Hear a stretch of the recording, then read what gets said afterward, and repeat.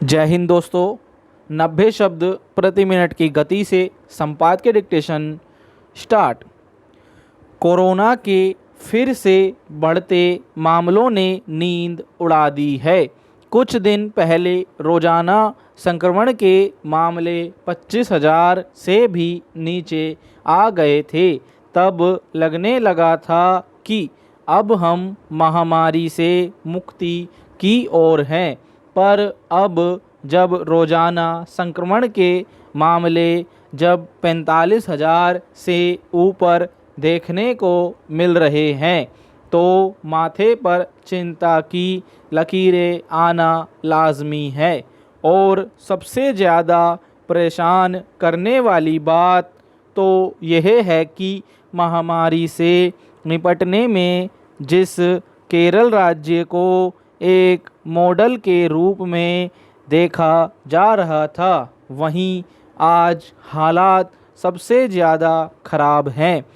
पिछले कुछ दिनों से केरल में संक्रमण के रोज़ाना 30,000 से ज़्यादा मामले मिलना गंभीर स्थिति का संकेत है।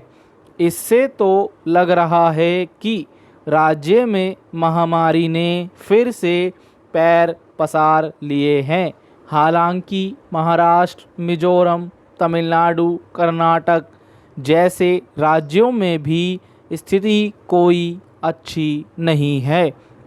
महाराष्ट्र में तो रोज़ाना संक्रमितों की संख्या 5,000 के आसपास चल रही है। इसीलिए महामारी को जरा भी हल्के में लिया गया तो फिर से गंभीर संकट में पड़ने में जरा देर नहीं लगने वाली। ऐसा नहीं है कि केरल के हालात कोई अचानक बिगड़े हों।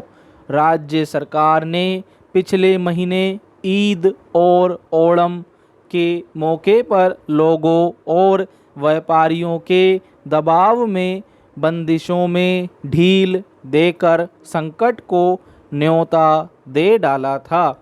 तब बाज़ारों में जिस तरह भीड़ बढ़ी, जो कि स्वाभाविक भी था, उसने आग में घी का काम किया।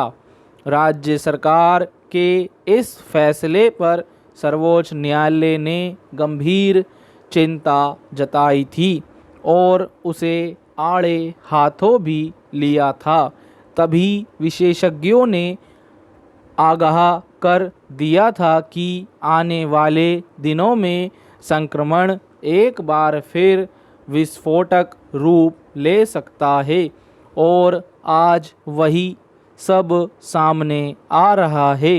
1.5 साल के दौरान हमने यह देखा है कि अगर एक बार संक्रमण फैलना शुरू हो जाए तो थोड़े ही समय में हालात किस कदर गंभीर हो जाते हैं।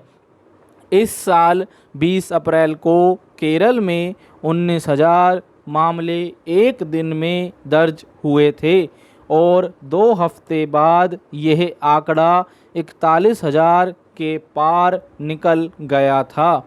इसलिए महामारी के मामले में केरल अब सबसे ज़्यादा चिंता वाला राज्य बन गया है। केरल वैसे भी सबसे ज़्यादा संक्रमण दर वाले राज्यों में शीर्ष पर था, जहां संक्रमण दर 12% बनी हुई थी। जाहिर है केरल के मौजूदा हालात के पीछे सबसे बड़ा कारण सरकार से लेकर लोगों की लापरवाही रहा।